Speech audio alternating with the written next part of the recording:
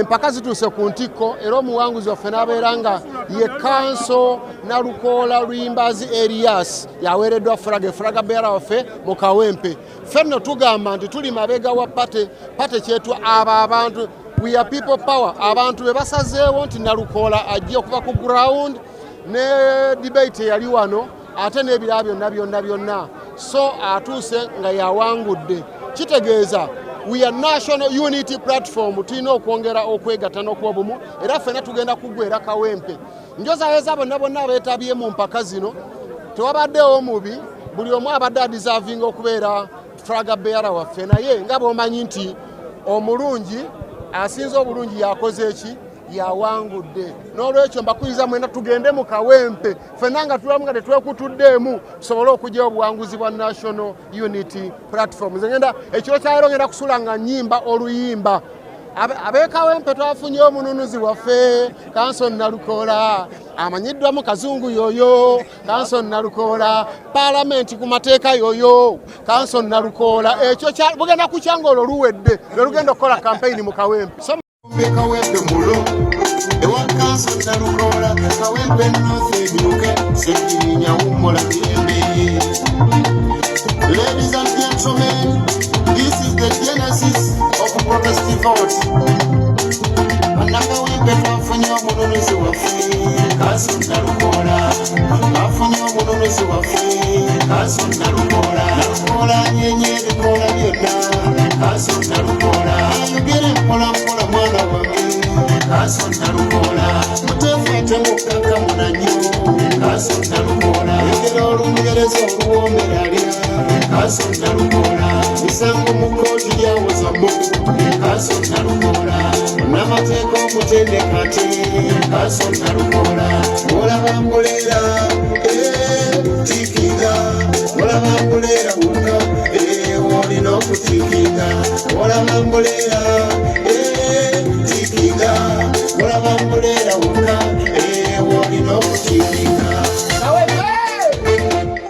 Plan B Records ye studio yokka ekuwa ekiri ku mulembe. Oyagala ku recordinga luyimba ku Plan B Records turecordinga nyimbe z'ekika kyonna nga raga, reggae, kadongo kamu, afrobeat, band music n'ebika bya music byonna eby'enjawulo. Bwatyo Meya wa Kyengera Town Council Mathias Mulumba Walukaga wakubiriza bana Kawempe North tinga 13 ogwokusatu mulonde Kanso Erias Luyimbazi Nalukoola ku kyomubaka agenda okuddira omugenzi Muhammad Segirinya mu bigere.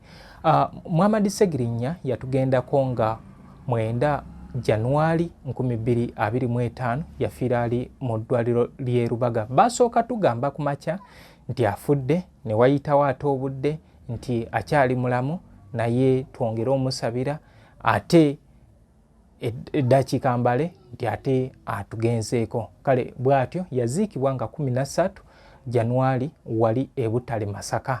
Omukolo gwaliko embeera zaali mpitirivu kubanga twalaba tu parallel send off event nga ekiwayi kya parliament ekyakulemberwa Mpuuga Mathias Mpuuga kyali wali e Butale mu kisaawe ate ekiwayi kya Nuupu kyali mu maka era bo ne basalawo nti omuntu waffe talina kuva wano ate bamutwala eri we baba baagala bajje bamwegateko era bwe tutyo twagenda okumaliriza nga oludda lwa National Unity Platform luwangudde era Maiti yasigala wano n'emikolo gyonna ne gikoleberwa wano mu maka g'omugenzi era bw'atyo ne babanga bamwebakiza eringi. Muhammad Segirinya yateekawo embeera ey'enjawulo mu bukulembeze bwe yakulembera akaseera akatono ennyo mu mwaka gwa 2021 ng'amaze okulya entebe. Yakola ebintu mu Kawempe oboolyawo n'ababaka abamazeeyo emyaka gino 5 kyenkana nga tebalina kye bamutuuse kubanga nsuubira ekinene nnyo yakulembera omwaka nga gumu ku myaka 2 okulembera abantu b'e Kawempe ebbanga eryasigalako mu ddwaliro mu makomera mu kkooti. Kale bw'atyo Mathias Mulumba Walukaga akugamba nti oluyimba luno ye official campaign song eya National Unity National Unity Platform naddala eri Luyimbaz Nalukoola Council. Era akunga bannakawempe nti olunaku nga lutuuse buli woolaba umbrella ticking, buli woolaba umbrella ticking, buli woolaba umbrella ticking. Kale bw'atyo naye nga tujja kujjukira nti National Unity Platform yajja nekola ekintu ekyenjawulo okusunsula abantu bano, okusunsula okutuuka ku Luyimbazi. Luyimbazi yaliwo, then Nsereko mukwano gwaffe Moses Nsereko omusajja yakyankalanya debate, abantu buli omu n'alaba nga alabye ekifaananyi ky'omugenzi. Then n'oli muganda waffe omulala eyali atambula n'omugenzi Muhammad Luswa. Muhammad Luswa naye baaliwo, era kyentegeddeko nti vetting yatwala 50% abo abaali ku kakiiko nga batunuulira ebisaanyizo ebyo bakuwa 50%. Then ne bagira gundi debate nga nayo bakuwa 50%. Era twagenda okumaliriza nga council wangudde flag bearer ya National Unity Platform yafuna 71.4%. Kati muganda waffe Moses Nsereko omuzira Kobe ye yafuna 14%. Agamba mu mutima yali disappointed nga twalaba nga n'amazzi takyasobola ganywa, naye nga so far National Unity Platform yakola ekintu ekyenjawulo ekyasookera naddala mu bibiina by'obufuzi ku mitendera gino egya wansi, kubanga ogwo teguli national ndowooza nga tutunuulidde president naye ku kifo eky'omubaka nti basobola okubateeka awantu awamu ne bakampeininga. Kale bwekityo bwe kyali, naye nga Muhammad Luswa Luwemba yategeezezza nti agenda kwesimbawo nga independent, kubanga agamba nti takkiriziganya oba oliawo na muganda we council, naye nga mu bigambo agamba nti tayawukanye ku bintu bya National Unity Platform byeyagala, naye nga jjukira National Unity Platform yagamba nti gwe atayiseemu tukusaba oyimirire n'oyo anaaba ayiseemu. Kati ekitegeeza nti aba avudde ku biri. Namwandu w'omugenzi naye yagamba agenda kwesimbawo.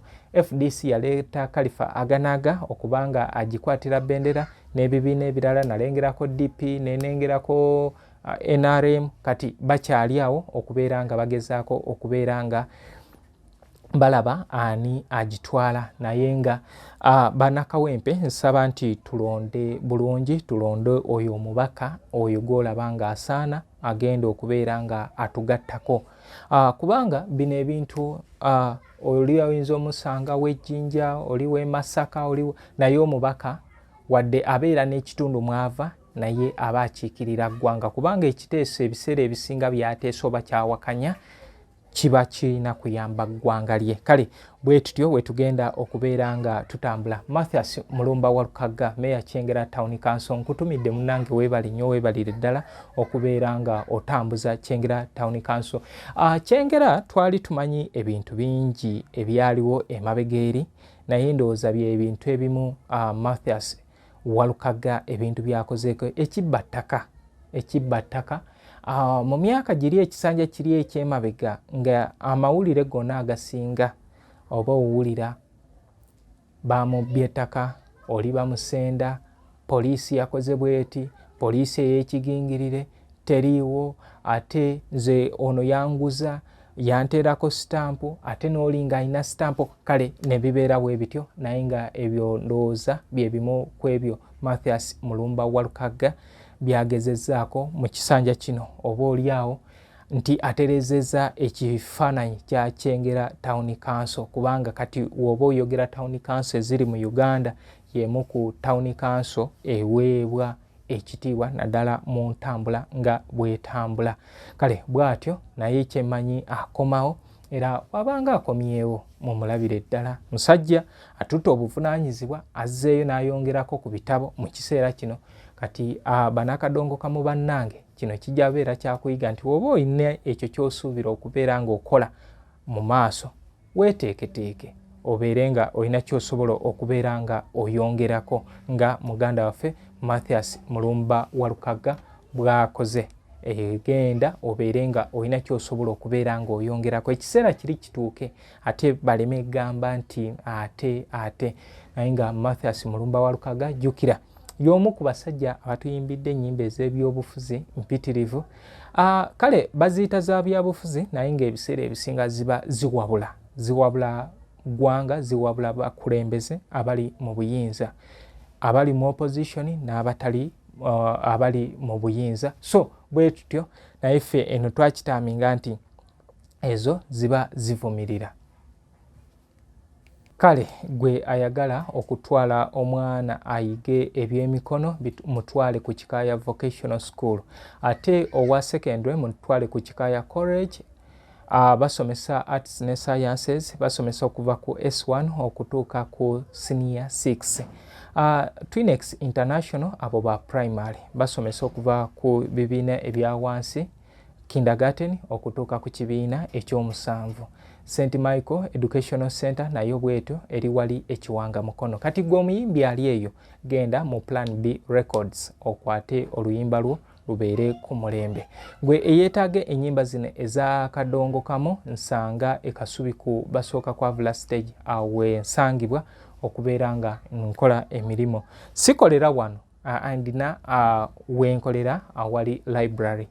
Wano nkolerawo ja editing n'ebirala kukwatirawo naye nga ebisinga mbikolera walala. Kale nkugamba nti kola otyo, genda ku emboozi ya Kadongo Kamo Music Library and History Center oluyimba ndoterako 5 ntandikira ku nyimba za 15. Oba olwagala ku WhatsApp lwa 10 ntandikira ku nyimba za 15. naye sili monopole nkusaba nti osooka n'ogendako ku libraries ez'enjawulo ne search engines ez'enjawulo oluyimba we luba lukubuze olwo nojja eri Muzungu David n'endukuwa. Nze Muzungu David, Kadongo Kamo Music Analyst.